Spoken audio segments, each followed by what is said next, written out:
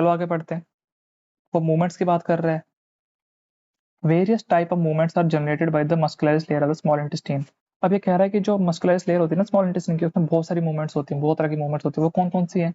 एक तो peristalsis normal वाली आ गई, पेरिस्टालसिस। और एक होती है सेगमेंटेशन मूवमेंट्स। हमें इन मूवमेंट्स के नाम याद नहीं करने, बस समझाने के लिए बोल रहा हूँ। और होती हैं पेंडुलर मूवमेंट्स होती हैं। ये स्मॉल इंटेस्टाइन की मूवमेंट्स बता रहा हूँ मैं, ठीक है, स्मॉल इंटेस्टाइन। अब क्या होता है सेगमेंटेशन मूवमेंट? क्या होती है? पेरिस्टालसिस मैं तुम्हें समझाता हूँ। सेगमेंटेशन मूवमेंट क्या होती है? देखो, ये हम एक सेक्शन बना रहा हूँ स्मॉल इंटेस्टाइन का। ये उभार है, ये उभार, ये नॉर्मल, उभार, नॉर्मल, उभार, नॉर्मल। नीचे भी ऐसे ही बनाएंगे। ये एक सेक्शन है मैंने काटा स्मॉल इंटेस्टाइन का, ठीक है। ये है जी हमारा खाना। अब थर्ड टाइम क्या होता है, क्या हो जाएगा? जहाँ पे उभार थे ना पहले, वहाँ पे नॉर्मल हो जाएगा, जहाँ पे नॉर्मल वहाँ पे उभार आ जाएंगे।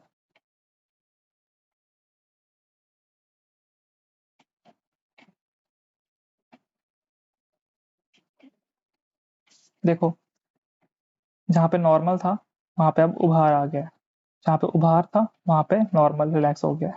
तो ये मूवमेंट ऐसे चलती रहती है।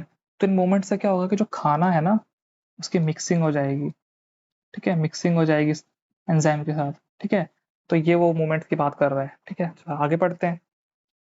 This movement have thorough mixing up of the food with the various secretion in the intestine. वही कहा कि इन मूवमेंट्स की हेल्प से जो है मिक्सिंग हो जाती है फूड की सिक्रीशन के साथ जो इंटेस्टाइन प्रोड्यूस करती है, and thereby facilitate digestion. तो वही, जब इंटेस्टाइन की सिक्रीशन जब फूड के साथ मिक्स होंगी तो डाइजेशन हो जाएगी, ठीक है, डाइजेशन अच्छे से हो पाएगी। अगर मिक्स नहीं हो पाएगी तो डाइजेशन नहीं हो पाएगी, ठीक है। चलो, the bile, pancreatic juice and the intestinal juice are the secretion released in the small intestine. अब ये कह रहा है कि स्मॉल इंटेस्टाइन का जो ल्यूमन होता है उसमें से कौन कौन सी सिक्रीशन आती हैं, ठीक है। एक तो बाइल आती है, ये याद करना, तीन सिक्रीशन है, बाइल, पैनक्रियाटिक जूस और इंटेस्टाइनल जूस। पैनक्रियाटिक जूस एक अलग चीज है, इंटेस्टाइनल जूस अलग चीज है। पैनक्रियाटिक जूस पैनक्रियास सिक्रीट करता है, इंटेस्टाइनल जूस जो है हमारे इंटेस्टाइन का जो मिकोजा होता है वो सिक्रीट करता है। इसको कैसे याद करेंगे? देखो,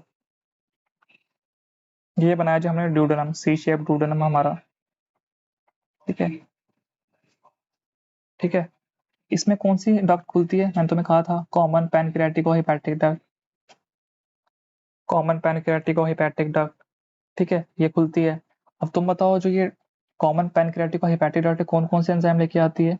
एक तो पैनक्रियाज के एंजाइम लेके आती है और एक लीवर के एंजाइम लेके आती है, तो दो तो यहीं पे हो गए।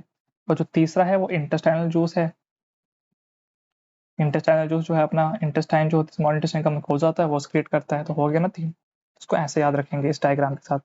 इस डायग्राम से हमें सही से पूरा याद हो जाएगी कौन कौन से एंजाइम जो है ल्यूमन में सिक्रीट होते हैं, ठीक है।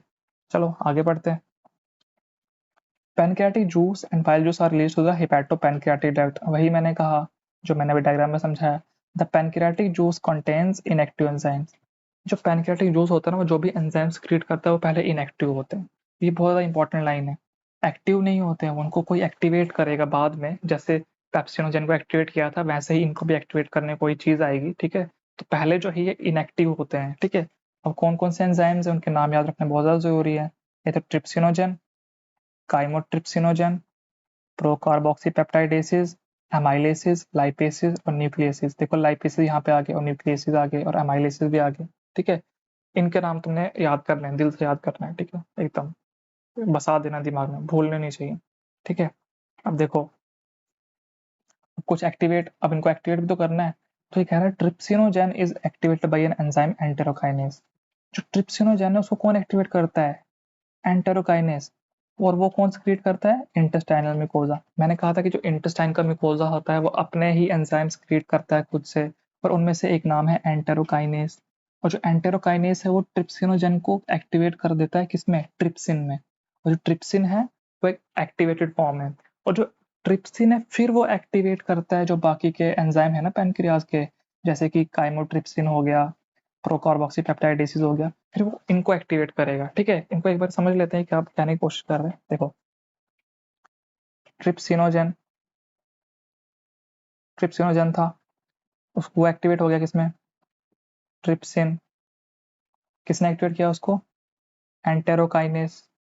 एंटेरोकाइनेस किसने रिलीज किया? स्मॉल इंटेस्टाइन के म्यूकोजा ने। अब ये हो गया जी एक्टिव। अब ये क्या करेगा, बाकी वाले एंजाइम्स को एक्टिवेट करेगा, जैसे कि काइमोट्रिप्सिनोजेन, जिनके एंड में OGEN लगा हुआ है वो एक इनएक्टिव एंजाइम है। अब उसको कन्वर्ट करेगा काइमोट्रिप्सिन में, और ये एक एक्टिव फॉर्म है, ठीक है। प्रो कार्बोक्सीपेप्टाइडेज को भी एक्टिवेट करेगा।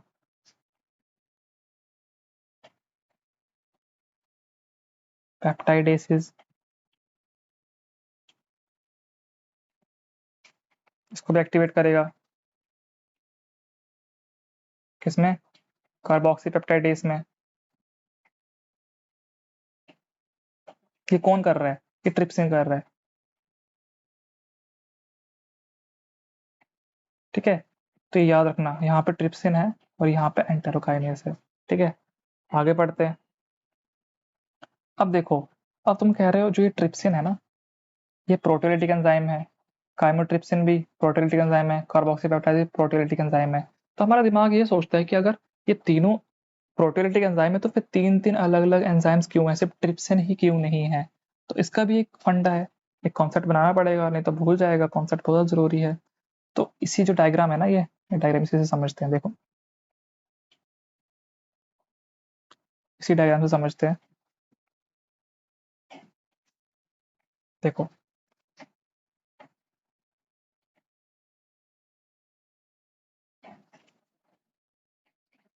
इसको आगे बनाते हैं, पेप्टाइड बॉन्ड अमीनो एसिड। देखो, जैसे हमारे न्यूक्लियस होते हैं ना, एंडो न्यूक्लियस और एक्सो न्यूक्लियस। जब तुम मॉलिक्यूलर बेसिस ऑफ इनहेरिटेंस पढ़ोगे, उसमें न्यूक्लियस आते हैं, एक तो एंडो होते हैं और एक एक्सो होते हैं। वैसे ही जो प्रोटीएसेस होते हैं ना, वो भी एंडो एक्सो प्रोटीएसेस होते हैं, एक्सो प्रोटीएसेस और एंडो प्रोटीएसेस।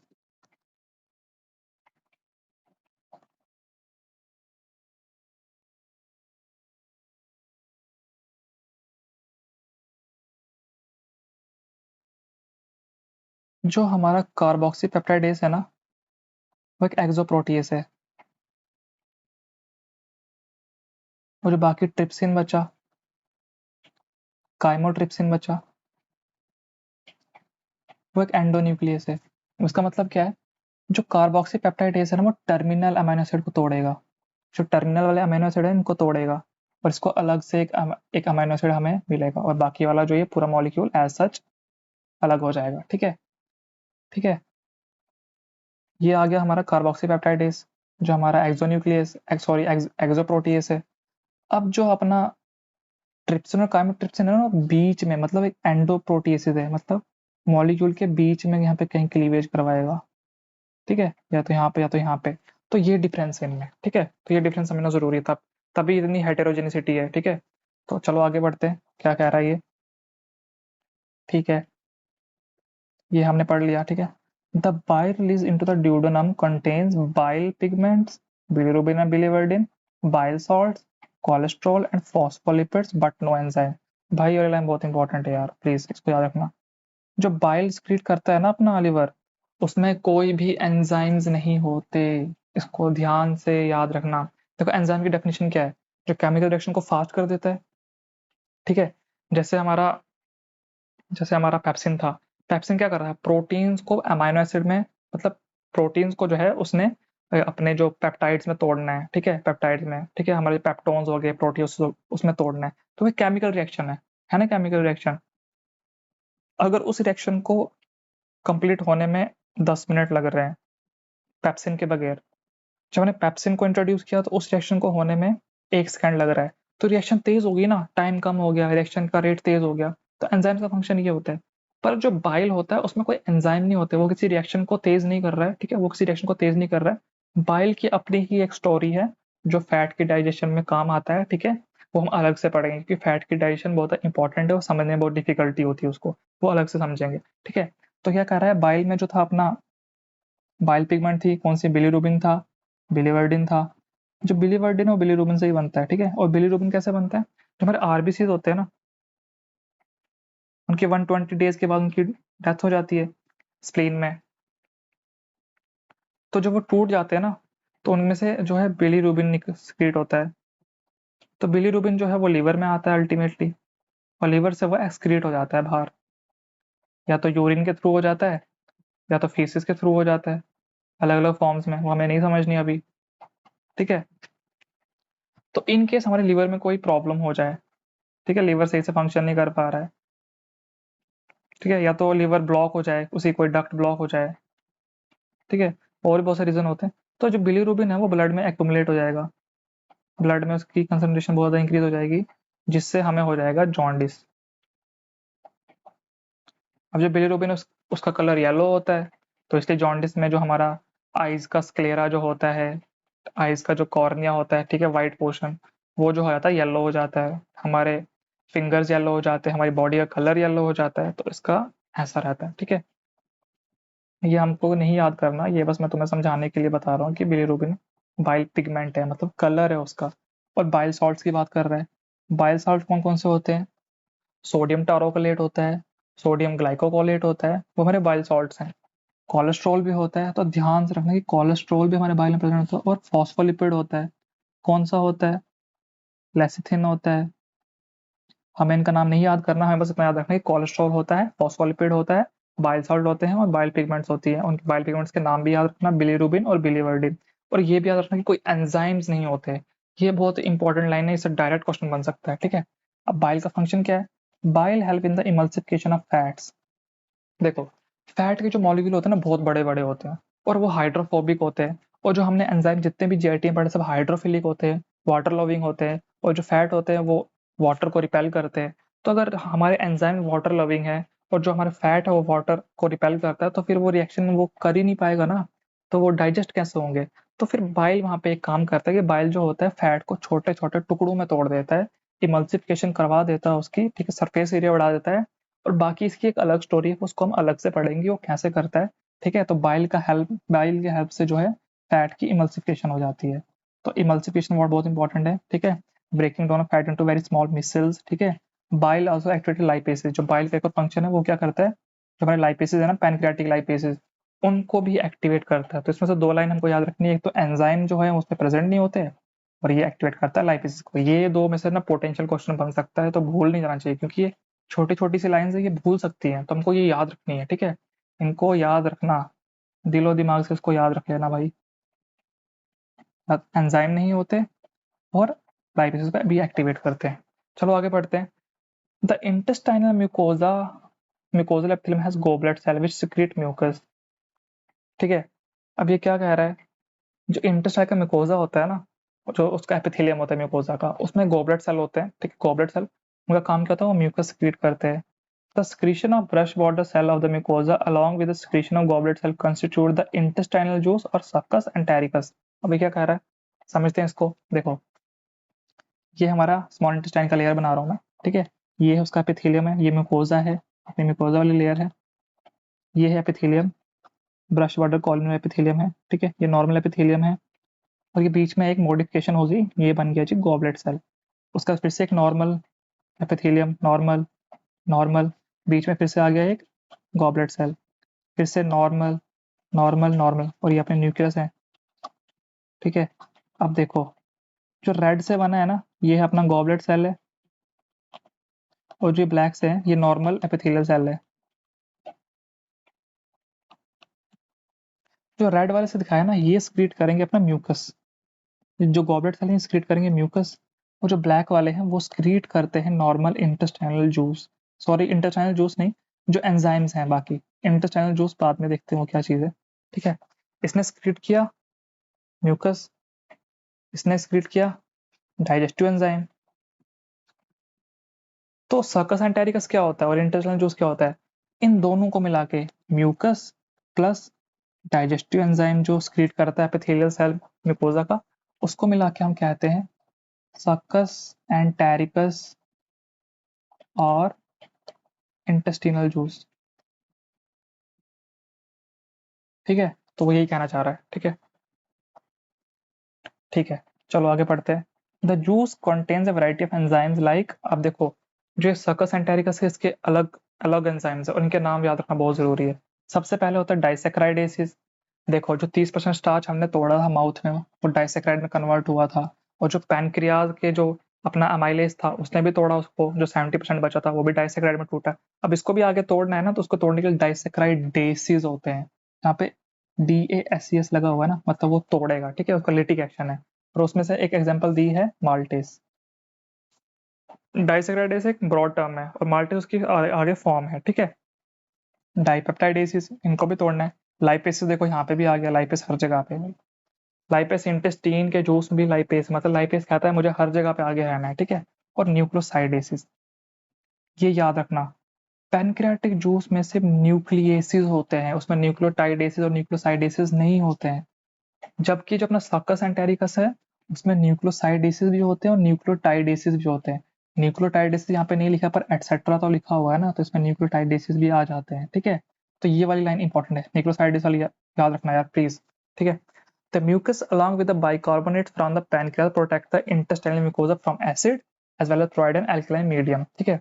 अब देखो ये कह रहा है जो म्यूकस किसने सक्रीट किया भाई, ये किया हमारे गॉबलेट सेल्स ने, स्मॉल इंटेस्टाइन ने, हमारे ब्रूनर ग्लैंड ने, ठीक है, ठीक है। और जो बाइकार्बोनेट है ये किसने सक्रीट किया, ये किया है भाई हमारे पैनक्रियाज ने।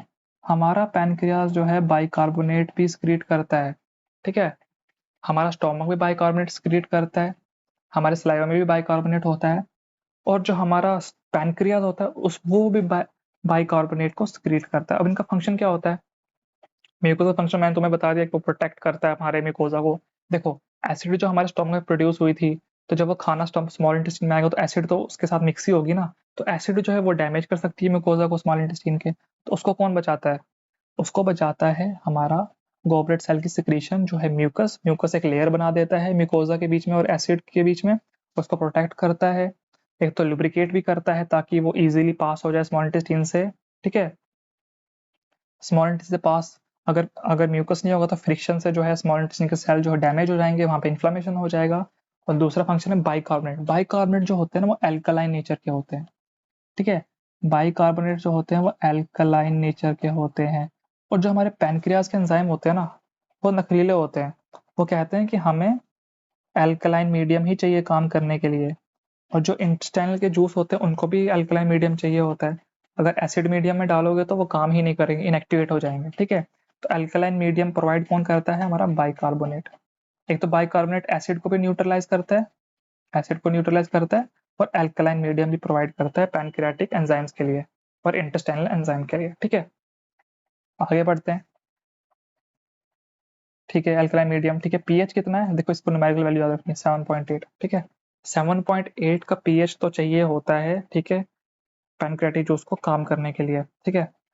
सब mucosal gland Brunel gland also help in this. अब देखो मैंने कहा था कि जितने भी हमने ग्लैंड जीआईटी में पढ़े हैं वो सब म्यूकोजा से डिराइव होते हैं, पर एक ग्लैंड है जिसका नाम है ब्रूनर ग्लैंड, वो जो है वो सब म्यूकोजा में प्रेजेंट होते हैं, वो म्यूकोजा में नहीं प्रेजेंट होते, वो सब म्यूकोजा में प्रेजेंट होते हैं। और ये प्रेजेंट होते हैं हमारे ड्यूडेनम में। कहाँ प्रेजेंट होते हैं ब्रूनर ग्लैंड, ड्यूडेनम में, ठीक है। चलो इतना हो गया, अब आगे बढ़ते हैं। अब ये जो टेबल है ना इनको याद रखना, ये बहुत ज़्यादा इंपॉर्टेंट है, ठीक है। ये बार बार भूल जाते हैं पर हम इनको अच्छे से याद करेंगे। अब देखते हैं इनमें क्या कहते हैं। देखो प्रोटीन्स, प्रोटियोसिस एंड पेप्टोन्स। पेप्टोन्स क्या है, पार्शियली हाइड्रोलाइज्ड प्रोटीन्स, मतलब प्रोटीन को तोड़ा हुआ है पर अभी वो ट्राईपेप्टाइड डाईपेप्टाइड्स वगैरह में नहीं टूटे हैं, अभी वो 5 या 6 अमीनो एसिड से भी अभी बने हुए हैं, जुड़ जुड़ के बने हुए हैं, ठीक है। In the chyme reaching the intestine are acted upon by the proteolytic enzymes of pancreatic juice as given below। अब देखो स्टोमक में प्रोटियोसिस बन गए, पेप्टोन्स बन गए, पर कुछ प्रोटीन्स जो होते हैं वो अभी नहीं पूरे तरह से टूटे होते, वो अभी पूरी ओरिजिनल फॉर्म में ही होते हैं, ठीक है। तो प्रोटीन्स, प्रोटियोसिस और पेप्टोन्स का पूरा मिक्सचर जो है हमारे स्मॉल इंटेस्टाइन में पहुंचता है काइम के थ्रू, ठीक है। काइम मैंने तुम्हें बता दिया क्या था, बोलस के साथ जब एसिड जब सिक्रीशन हो जाती है हमारी गैस्ट्रिक जूसेस मिल जाते हैं उसको हम कहते हैं काइम। तो जब वो इंटेस्टाइन पे पहुंचते हैं तो उनके ऊपर कौन काम करते हैं, हमारे पैनक्रियाज के प्रोटियोलिटिक एंजाइम। वो कौन कौन से हैं, वो है अपने ट्रिप्सिन, काइमोट्रिप्सिन और कार्बोक्सीपेप्टाइडेज। देखो जब इन तीनों पे इन्होंने काम किया, ट्रिप्सिन, काइमोट्रिप्सिन और कार्बोक्सीपेप्टाइडेज, ठीक है, ये एक्टिव फॉर्म्स हैं, ठीक है। इनको तोड़ दिया इन्होंने डाइपेप्टाइड्स में। डाइपेप्टाइड्स मतलब एक अमीनो एसिड, एक पेप्टाइड बॉन्ड और एक अमीनो एसिड, ठीक है। तो ये है डाइपेप्टाइड, ठीक है। अब इस रिएक्शन को यहीं पे रोक दो, स्टॉप। मतलब पैनक्रियाज का इतना ही रोल था डाइजेशन में, अब उसका कोई रोल नहीं है, उसकी रिएक्शन खत्म। अब पढ़ते हैं कार्बोहाइड्रेट का। कार्बोहाइड्रेट का क्या है?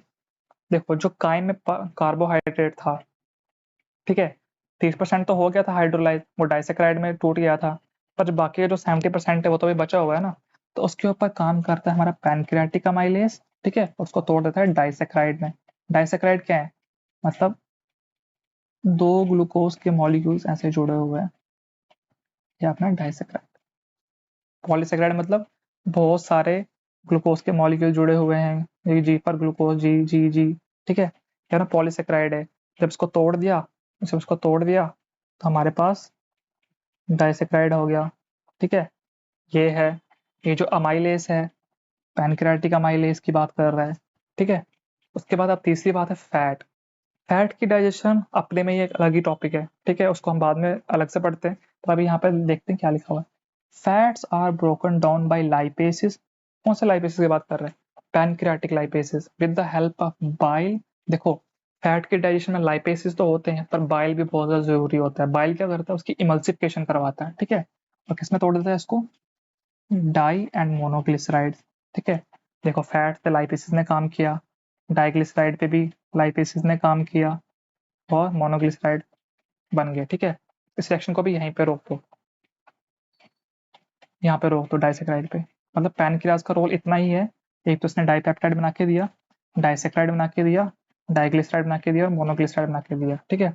अब न्यूक्लियसिस क्या होता है? न्यूक्लियसिस हमारे न्यूक्लिक एसिड होते हैं, डीएनए, आरएनए, वो भी खाने में होते हैं, ठीक है, जो नॉनवेज खाते हैं और जो वेजिटेरियन फूड होता है, मतलब प्लांट्स में भी तो आरएनए डीएनए होता है ना, जेनेटिक मटेरियल होता है।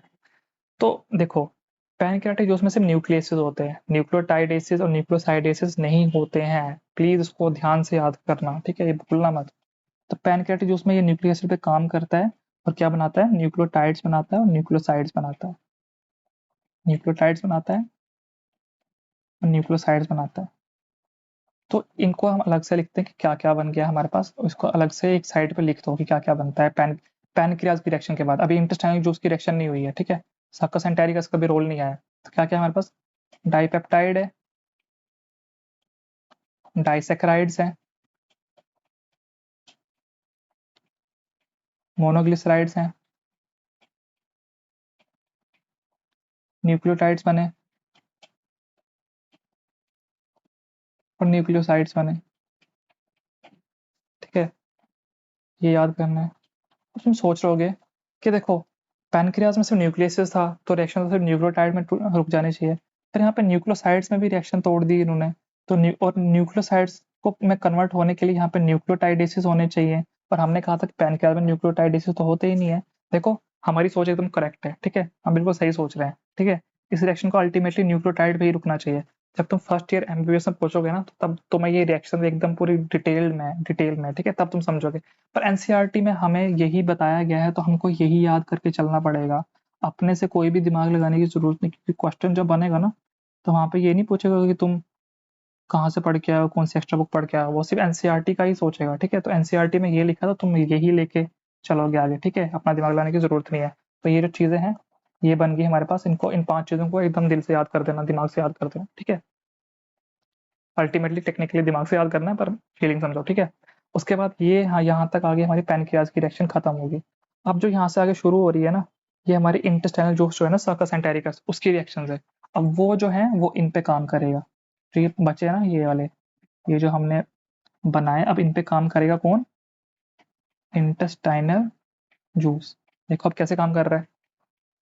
The enzyme in the circus entericus act on the end product of the above reaction. जो ऊपर हमने रिएक्शन पढ़ी, जो एंड प्रोडक्ट बने उन पे काम करता है अपना succus entericus, to form the respective simple absorbable form. अब जो ये वाली फॉर्म्स है ना, ये ये जो है, यही हमको अल्टीमेटली बनानी थी, और यही एब्जॉर्ब कर पाता है हमारा जीआईटी।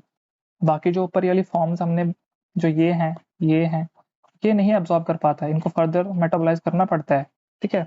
तो देखो, these final step in digestion occur very close to the mucosal epithelial cells of the intestine। ये कह रहा है कि जो ये वाली रिएक्शंस है ना, ये वाली रिएक्शंस जो हैं, ये जो इंटेस्टाइन की मुकोजा होता है ना, उसके बहुत ज्यादा पास, उसकी क्लोज प्रॉक्सिमिटी में होता है। और वो क्यों? देखो, जो इंटेस्टाइन, जैसे इंटेस्टाइन का छोटा सा पोर्शन बनाया मैंने, इंटेस्टाइन के सेल हैं, अपना एपिथेलियम अपना, एक्चुअली ऐसा एपिथेलियम नहीं होता है इसका, एपिथेलियम कॉलमनर होता है, ये एपिथेलियम बना रहे हैं इसका, इसका एपिथेलियम बनाया इसका, कॉलमनर एपिथेलियम है। अब जो बोल रहे जो रिएक्शंस है ना,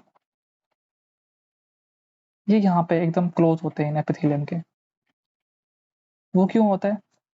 देखो जो मैंने प्रोटीन की डाइजेशन बताई है ना, ये मैंने कहा इसका एक पूरा अलग टॉपिक है।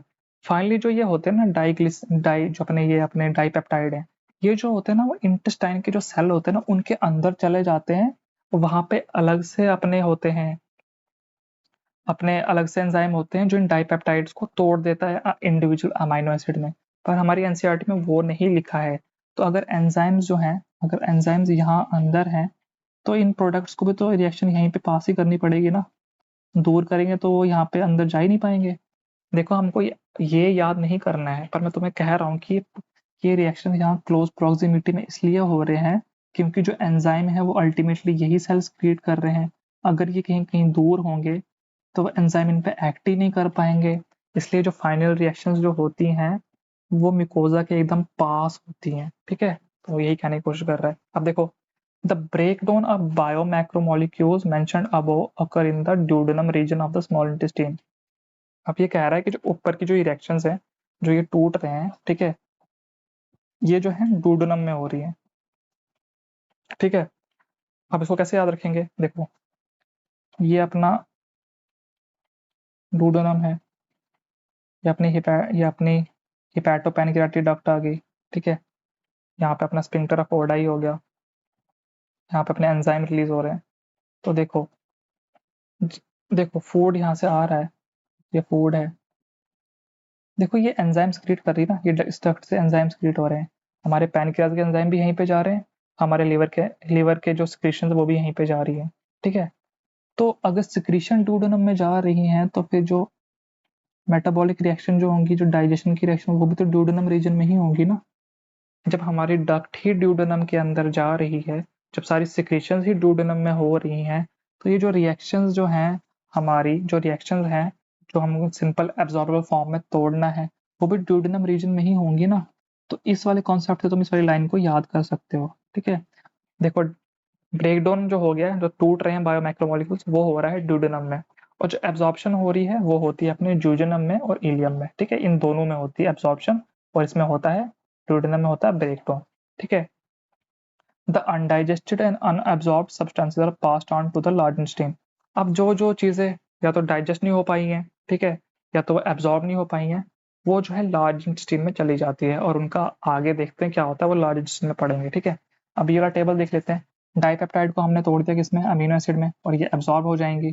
ठीक है, एब्जॉर्ब हो जाएंगी। माल्टोस जो है वो ग्लूकोज में टूटता है, दोनों ग्लूकोज के मॉलिक्यूल हैं। देखो ग्लूकोज ना तीनों में कॉमन है, तो चेंज क्या है? ग्लैक्टोस और फ्रक्टोस। देखो इसको कैसे याद रखेंगे? माल्टोस का हमें पता है कि दोनों ग्लूकोज होते हैं, ग्लूकोज से जुड़ के बना होता है माल्टोस। लैक्टोस कैसे याद रखेंगे? लैक्टोस, देखो लैक्टोस है यहाँ पे और ग्लैक्टोस में भी लैक्टोस है, तो ऐसे हम ग्लैक्टोस याद रख लेंगे। लैक्टोस टूटता है अपना ग्लूकोज और ग्लैक्टोस में, और ये लैक्टेस है, ये डाइसेक्राइडेस है। ठीक है, और सुक्रोज का तुम्हें याद रखना पड़ेगा, एक तो ग्लूकोज है और एक फ्रक्टोस है। ग्लूकोज तीनों में कॉमन है, बस ये अलग अलग चेंज है, और ये याद रखना, ये एकदम याद रखना है। न्यूक्लियोटाइड पे काम किया किसने? न्यूक्लियोटाइडेसिस पे क्या बना? न्यूक्लियोसाइड्स। न्यूक्लियोसाइड्स पे किसने काम किया? न्यूक्लियोसाइडेसिस पे, और बन गए हमारे शुगर बन गए और बेसिस बन गए पायरिमिडीन वगैरह और प्यूरिन्स वगैरह। ठीक है, और इनको एब्सॉर्ब कर लेते हैं। ठीक है, डाई एंड मोनोग्लिसराइड जो है लाइपेस ने काम किया। ठीक है, लाइपेसिस ने काम किया और किस में कन्वर्ट हो गया? फैटी एसिड्स में और ग्लिसरॉल में। देखो लाइपेसिस की ना कोई ऐसा स्पेसिफिकली बताया है कि पैनक्रियाटिक लाइपेस है कि इंटेस्टिनल लाइपेस है, पर हालांकि जो ये रिएक्शन है वो इंटेस्टीन के अंडर ही दी हुई है। ठीक है, तो हम ये लाइपेस जो है हम इंटेस्टीन वाले लाइपेस मानेंगे इनको। ठीक है, तो हो गया इतना।